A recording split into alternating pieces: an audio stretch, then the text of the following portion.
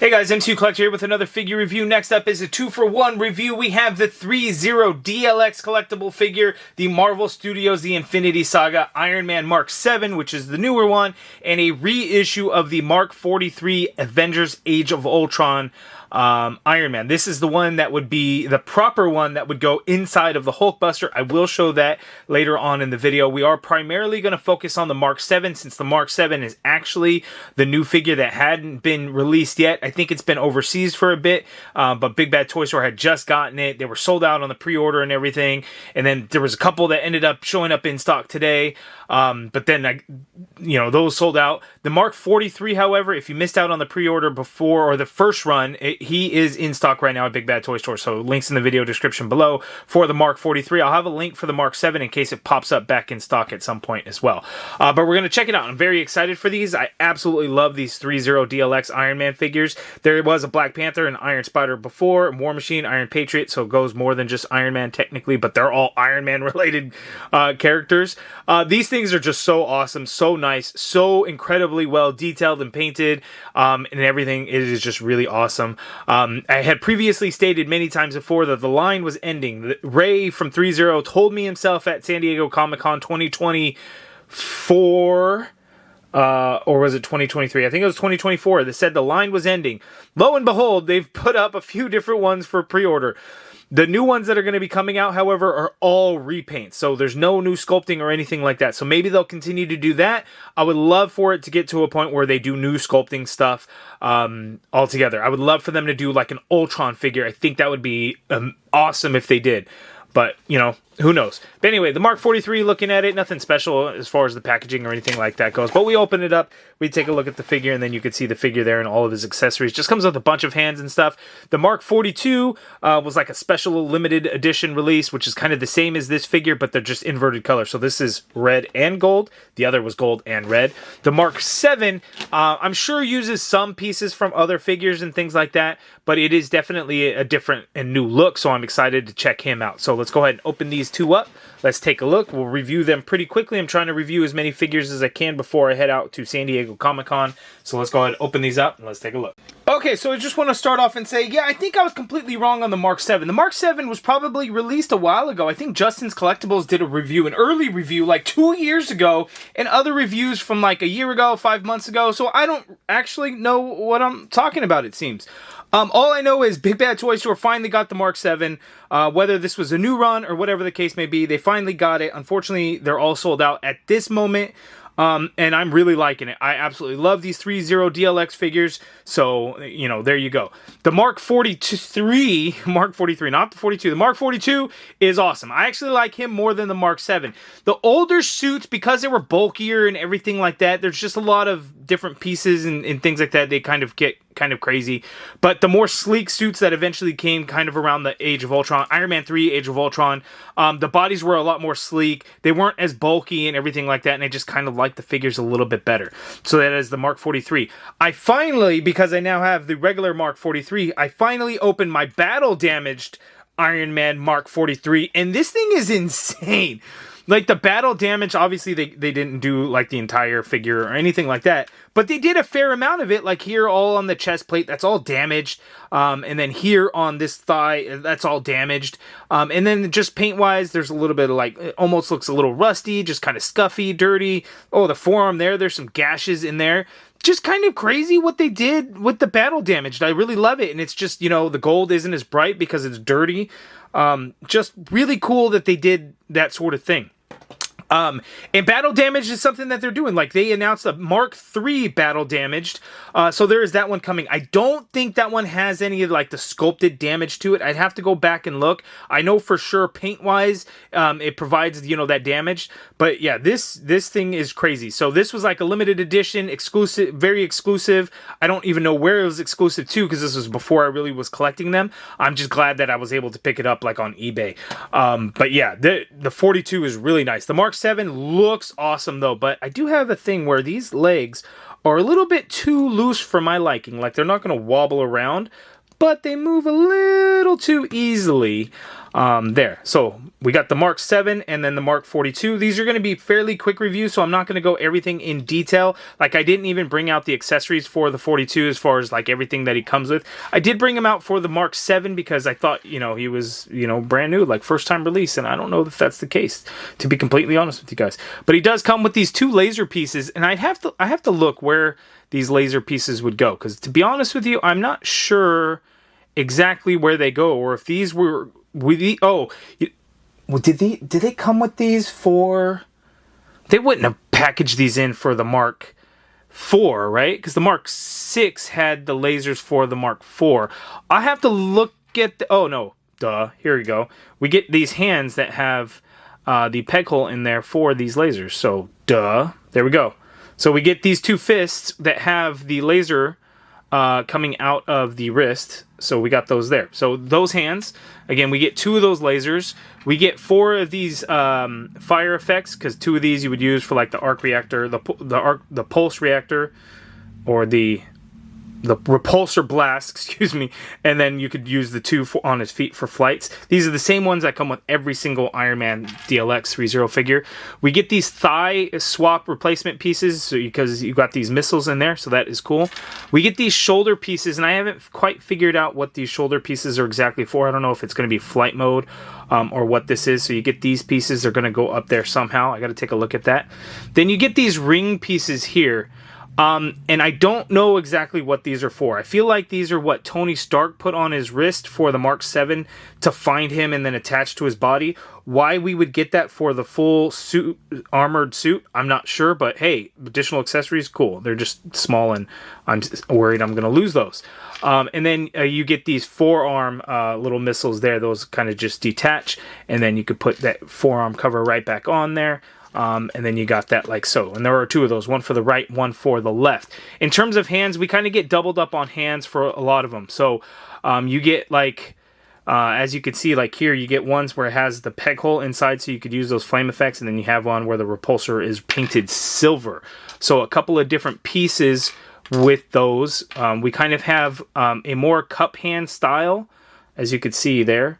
And that's going to be like when he's using his repulsor blast, like, you know, up on the hand and he's about to blast somebody. That's kind of the idea there. So you could just, you know, peg this in and you could use this repulsor blast. Then you have kind of a more wide open hand. To me, those are going to be kind of the flight mode where he's using to balance himself. And then those are the hands. So again, you get doubled up. So you get hands for the repulsor blast, ones with the peg holes. Come on, focus. The ones with the peg holes, and then ones with the silver in there. And then we also get these other shoulder. These are the other shoulder pieces that I was actually referring to. You got missiles in there, so those ones would kind of swap out on the shoulder, and we'll take a look at that. These, I'm gonna be honest with you, I got to figure out where these go, because I don't know exactly where these go, and that's kind of weird that I don't know. I should know. I got to look that up. And then just so you know, on the Mark 7, he's got some flaps here for when he's in flight mode and he needs to stop, make a sudden stop. So they do add those flaps in there, which is really cool. So thought I'd show you guys that. But let's go ahead and get in for a closer look at each of these figures to look at the cool details. All right. So I kind of put everything on this guy just so we can get it started. So those little silver pieces, I found out they go on there. So you have to take off the piece that was there, and you have that there. And then you have this opened up so you can fire those shoulder missiles there. So it's just crazy that on that flap, you could swap out that piece. It just kind of plugs in there, so you could remove those, and then you can get the piece that's supposed to be there. I don't know if this is the right piece or not. No. Yeah. And then these silver pieces just kind of plug right back in. So it's these crazy tiny little details on these figures that are just insane. Like, that's just absolutely crazy. And then here I put those hands with the lasers so you can then see, and then I got that going there. So that's what we got there. And then the thighs opened up, and you got these missiles that come out of the thighs. And I think this is when, like, he's flying, and then he shoots them at the Leviathans, the big flying alien things. So he could shoot those out of his thighs. So to swap those out, you just kind of peg those on. There's a C-clip there, and so you can get it. Let's see, they say L and R. This one is the left, so I can plug that back in. And there's a reason why that thigh is also going to stick out, and that's going to help with the articulation. So when you want to move the thigh up, the leg up, you have to have that kind of opened up so you could then kick forward, so it serves kind of dual purpose, and then you could swap out that piece. So yeah, all kinds of craziness going on with this figure, but man, these things are awesome. I already have the lights on, so what I'm going to do is I'm going to turn some of these lights off just so you can kind of see how the light up feature works. It's not like coming through the camera, I'm gonna be honest with you, it always looks more dim than it actually is. Some of them have been pretty dim, but these ones are actually pretty good. So you got that nice arc reactor there glowing nicely. You got his eye lenses there. These ones don't shine as much. Some of them definitely shine better, but I think that looks okay. We move over into the Mark 43. You can see the lenses and the eyes definitely a lot less bright. But the arc reactor looks pretty good. You can see that light in there. And then if we go to the battle damage, kind of the same thing.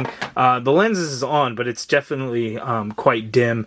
But that looks good there. And then the awesome thing with the Iron Man figures, you just press at the arc reactor to turn those on and off. The heads, those get a little bit tricky. You got to open up the thing, and then you have to press the button to get them to turn off.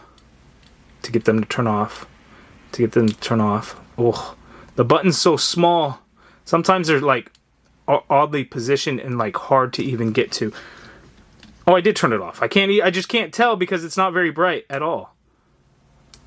Okay, so that's on, right? You can't tell, and then off. Wait, off. You can tell like on camera. So it's it's tricky. You have to open up the head to be able to turn the light on and off. So that's what we've got going on with the lights, and those are really cool. I love that light up feature there. But looking at the figure, nice silver and gold paint and red paint all throughout the figure. There's some die cast and some plastic parts in there. Looks like some powder coating. I don't know if that's just... The powder coating doesn't look real great on this side, on that knee, but this side it looks a lot better. But just really clean. Really, really clean looking. But man, yeah, these legs just a little too loose for my liking. But otherwise, the figure just looks really good. Again, getting into the Mark 43, because this is the one that's still in stock and available if you guys are looking to pick it up. Just beautiful red and gold throughout. Came out looking really, really nice. Nice silver paint in there as well. And just the more sleek look, I just like it so much more than the bulkiness of the earlier suits. Yeah, really, really nice. Came out great. And then the battle damage, because the insane battle damage in here, that's just crazy. Look at the damage in there. Look at how detailed they even went with the battle damage and all the cracks and cuts and brokenness in there. Just incredible. Here on the forearm as well, and then here on the leg too. And then just really good. It just looks dirty really throughout the figure, which is awesome as well. Like the gold just doesn't look as good, right? It's not as bright in there. It's a little bit more dull. Even the silver isn't quite as shiny. It's a little bit more dull in all the areas. So it's just really cool that they went the extra mile and added in the details like that. So that's why I just love this line. They just look so good there. And they move real well. So let's go ahead and jump into the articulation. Okay, so articulation on Iron Man. He can look all the way up, which is perfect for flight poses. He's able to look down there as well. The neck and the head kind of move independent of each other, so you could really get some good pivot in there, and then you could turn the head a little bit. You can't do full side by side, but an actual human head in a big all suit of armor, he's not really going to be able to turn his head crazy around that much. The arm, in order to get the shoulder to move around, the shoulder pad does kind of hinge out, so you can get the arm to go straight on out like so. And then you can do a full rotation in there. There is this butterfly type joint, which allows you to kind of bring the arm out and then kind of shift it down, shift it up a little bit in there. Whoops. All these little pieces that just kind of opened up that arm there. And then you have a upper bicep swivel in there. Double jointed elbow gives you that much bend there at the elbow, quite nice. The wrists are on a ball peg, so you can just kind of hinge and move them around as much as you need. And because there's no real hinge, because it's just a ball joint, the way they designed these hands, so if you use the repulsor blast, the hand is already sticking out for you to be able to use. So it's the good thing that they did with those hands, since they didn't give us a hinge. It's literally just a ball joint in there. A couple of different points of articulation at the torsos of these figures. So you could tilt a little bit there to like the left. You could tilt to the right a bit there, and then you can lean back a little bit on that upper torso, but not a huge amount. But then coming forward, you can actually get a fair amount in there. Like that's like more than most Marvel Legends. And the way that kind of works is you can see that it's kind of layered in there on the figure to really make it work, which is really, really cool. And then you could swivel a little bit at that diaphragm. The hips have drop down legs, so you could drop the leg down really far, which is how you're going to be able to kick the leg out. And again, you're gonna want to open that thigh. Bring that thigh out as much as you can. Usually you could just pull it instead of just taking that whole piece off, because that will allow you to kick forward really, really far and then allow you to get the leg back a little bit in there, which is really good. And then you want to drop them both down so you can get the legs to go out to the side as well. So you can get the legs to go out that far apart on these threezero figures, which is just more than you would ever really think, right? Like, it's kind of crazy actually how much you could really move these around. You do get an upper thigh cut in there, which is nice. And then you get a double jointed knee, which gives you a lot of really good bend in there. No calf swivel or ankle swivel, unfortunately. The ankle is on a ball joint, so you can hinge down a little bit. You can hinge up a little bit. There is some pivot. It's not a whole lot, if I'm being honest with you guys, but you can do it. And then there is toe articulation, but this one's pretty stiff in there. And it doesn't move a whole lot, but you do get toe articulation. So that is the Mark 7. And as you can see, my legs are just a little bit more loose than I would really like it to be. So that's just really unfortunate. That's what's going on with mine. Hopefully that's not the case for all of them. But yeah, there's the Mark 7. We're going to take a look at the Mark 42 as well. We're going to skip the battle damage since, it's the same exact figure. Iron Man can look up that much. He can look down that much there. You could turn the head to the side there and you can get some good pivot going on. Same thing, shoulder pad. You want to move that out so you can get the arm to go straight on out and then lower that shoulder pad there to kind of make it look a little bit more realistic. And that butterfly, you can move the butterfly forward.